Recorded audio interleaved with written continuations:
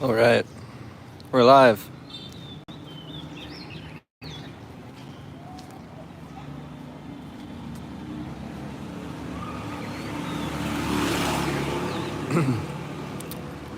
So it's like 7 a.m. on Wednesday morning. I'm walking to work. I don't know if you were in my last live stream when I was at a hotel in Koh Peach. I said I would do all these. I said I was going to do all those videos the next day of the cool buildings and mini golf and the hotel. But I ended up waking up with food poisoning. See, that tuk-tuk would have just ran me over if I didn't stop. Yeah, things are going good, Nick. Remember when I was in that hotel last time and I had all those plans to do videos the next day?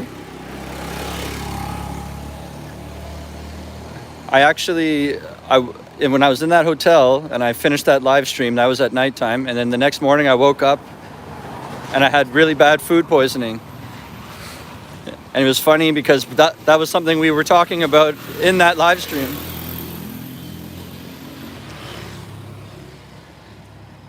And what I ate for dinner, surprisingly, was Papa John's pizza. So I actually had Western food. It was Papa John's. It was a meat lover.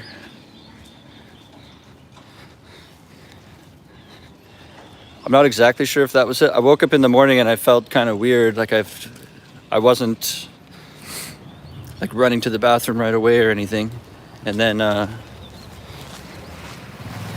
I really like a beef rice noodle soup. That's a really common thing here and I really like it. And so in the morning I thought, oh, that'll be nice, like a soup will feel good. And I ate that soup and then I just spiraled out of control.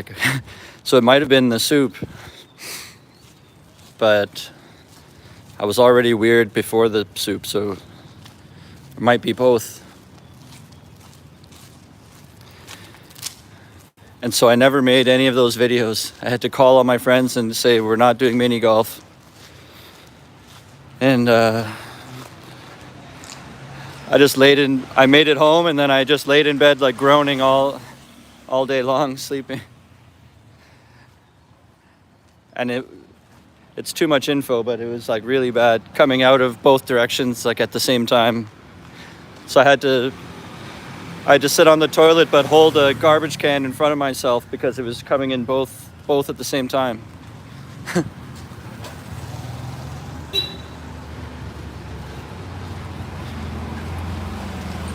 But luckily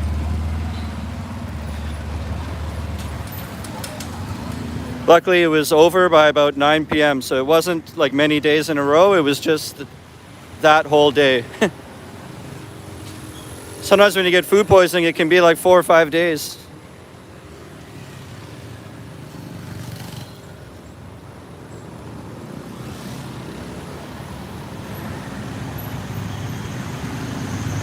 Yeah.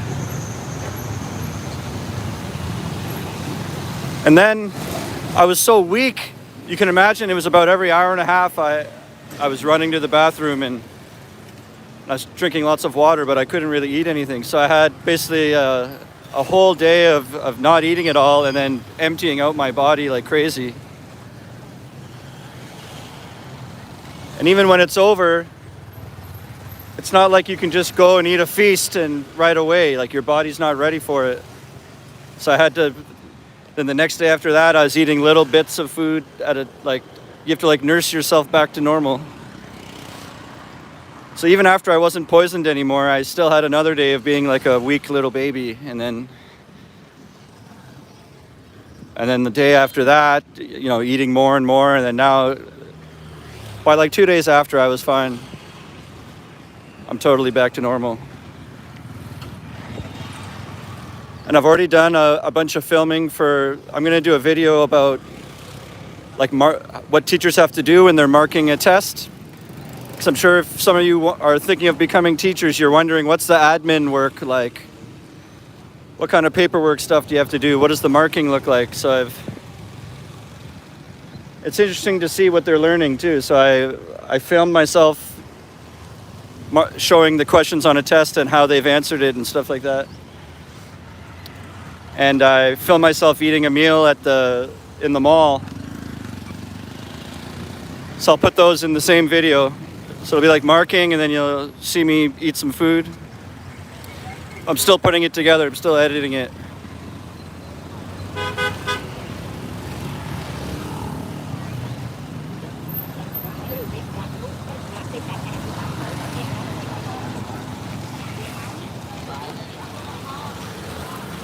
Yeah, it's really easy. I just sort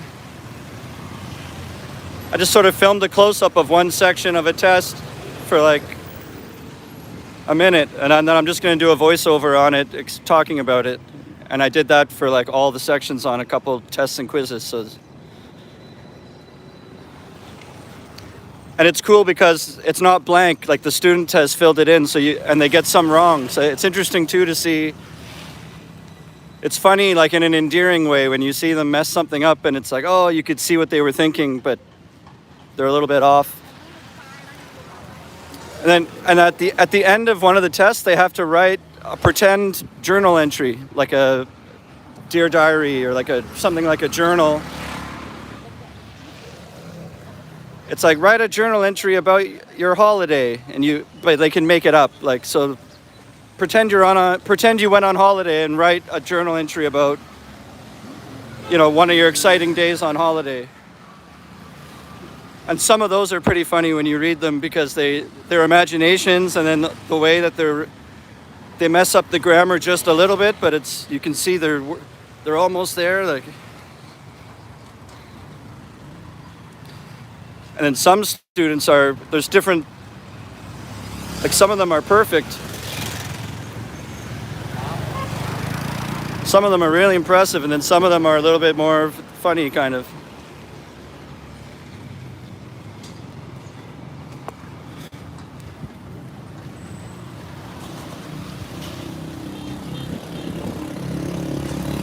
I'm gonna maybe cross the street. This is a school beside me, but not my school. I don't think they want me filming. I'm gonna cross over. I don't want them to think I'm trying to like film inside the school from outside. I have to cross anyway up ahead, so now we already did it.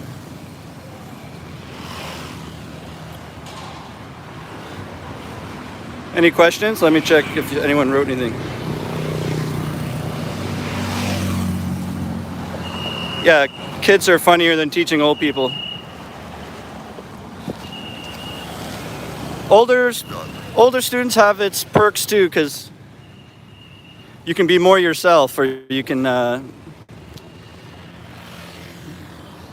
you can make jokes that are a little more adult.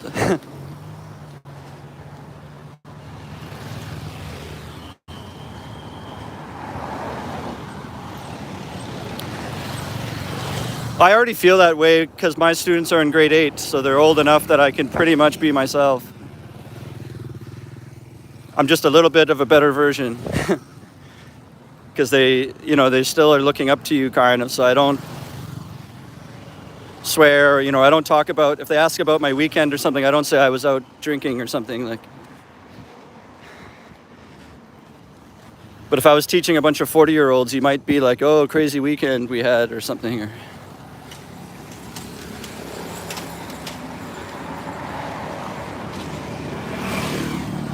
I don't really drink anyway. I drink, but I don't get drunk. Like, that's not the goal when I'm drinking. I just like to have I just like beer. So I'll have a beer, and then, the bartender will keep going. When you're finished that one, you do another one, and then if I'm thirsty and I'm still staying at that place, then maybe I'll get another one. But I don't think, 4 more and I'll be drunk. Like, the goal is never to get drunk. I don't really care about that. Just makes me feel sick, or it makes me have a headache. Like, but I'm 37 in 1 week. In 1 week, it's my birthday, actually. In 1 week, on the 23rd, March 23rd. I'm 37, so you know those days are, once you hit 30, you're starting to feel like crap when you get drunk.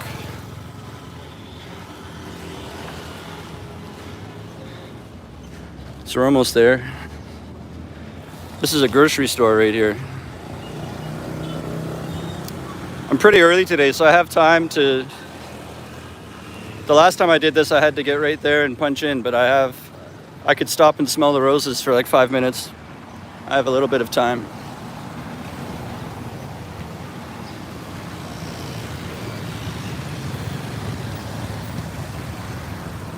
So this looks like sort of like Vietnamese food, I think.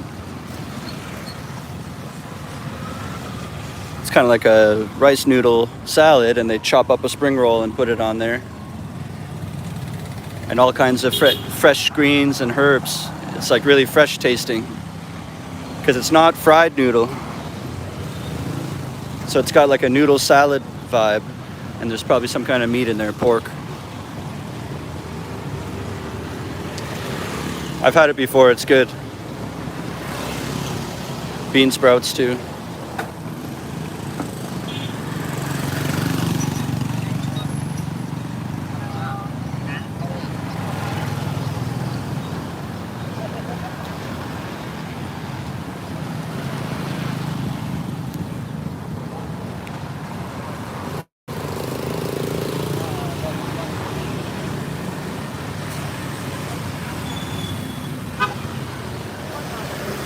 Hey, no problem. Yeah.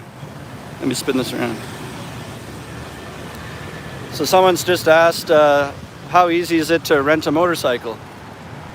It's very easy. Like they're everywhere because it's a very common thing people need. The demand is always there, and so there's places everywhere. I haven't done it yet because I've just been sort of, I know if I have one fall, I'll be screwed forever. Like I haven't risked it yet, but I'm getting close to being ready. I think I want to soon. But I forget how much it is. What's coming up in my head is like $200 a month. There's something around that, but I might be totally off. One thing I don't like either is the motorcycle place. They like to keep your passport, and that's normal. That sounds like a scam, but they do, like, that's a normal way of, that's their, so you come back with the bike. And I don't have a good feeling about them keeping my passport in a drawer or something. But you go to these places and it's like a locked up, they have it in a safe locked place, and when they open it up to put yours in there, you see there's like 100 other passports in there. So when they ask for that, they're not like lying, that's like what they actually do, but I'm not comfortable with that. So like people at my teachers I work with were doing that, and they had to, sometimes the school will say, oh, in 2 days, bring your passport to school because their labor inspectors are coming or whatever. And so then the teachers that had a motorbike, they had to go return the bike and get their passport back for a few days and then go back and re-rent the bike again. It's annoying not to have your own passport. I think you can get around it. I've heard stories where you can leave your driver's license from your from your home country, or you might have to just like leave something else behind. Or the other option is just buy a bike, buy your own. It's not a bad investment because you can sell when you don't want it anymore. It's actually better than renting.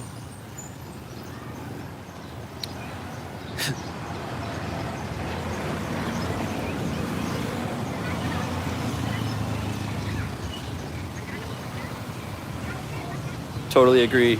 Yeah.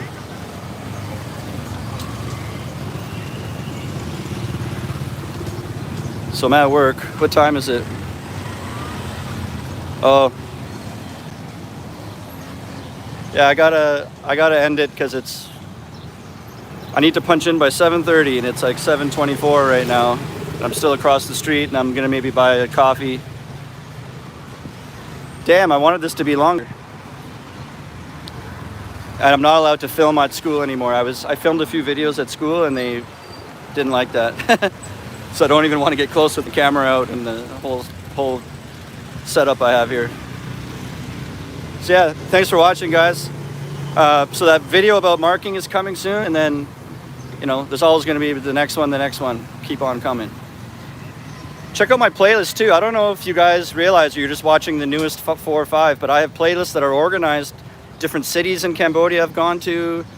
There's a section on how to do things, like how to get an apartment, how to whatever, how to find work clothes, how to get a job. There's all these how-to things. So just click over to playlists and check out if anything there interests you, because it might answer some of your questions anyway. You don't even realize this guy's got a video on it. Battambang, Sihanoukville, Siem Reap. I've done a few videos on all these different places, and I've organized the stuff into playlists, so you can head over to the playlist section and see if anything catches your eye. Remember, how you spend your days, it's the way you spend your life. It's never too late to start tripping out. Oh, thanks for liking the song. You have to, I know that you appreciated it, so you did, but you got to look past like the homemade recording and just picture like the song, because I don't have like a professional studio or anything, you know. So like once you get over that and you just focus on the song, it's not as bad. I think. Yeah, thanks for listening to it. It's never too late to start tripping out.